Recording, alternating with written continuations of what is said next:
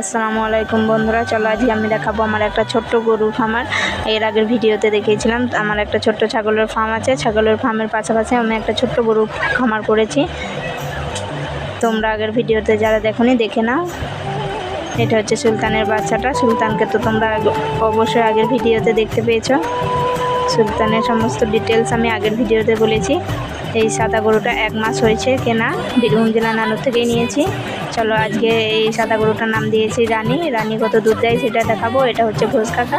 যেহেতু আমি ক্যামেরা করছিলাম সেই জন্য আমার বোনকে বললাম বাছুরটা ধরতে। রানী সকালে 5 কেজি দুধ দিয়েছে, এখন বাজে 4:20। এখন কত দুধ দিচ্ছে সেটাই তোমাদেরকে দেখাবো। আর একটা মিনা গরু আছে। মিনা গরু যেহেতু আজ 7 দিন হয়েছে বাচ্চা দেওয়া, তাই ওর দুধ খায় না বলে ওকে এখনও দুধ নেওয়া শুরু করিনি ওর কাছ থেকে। দেখি রানী কত দুধ দেয়। এখন বিকেলে 2.5 কেজি মতো দিল, মাশাআল্লাহ। আল্লাহ হাফিজ। ভিডিও আমি এখানে শেষ করলাম।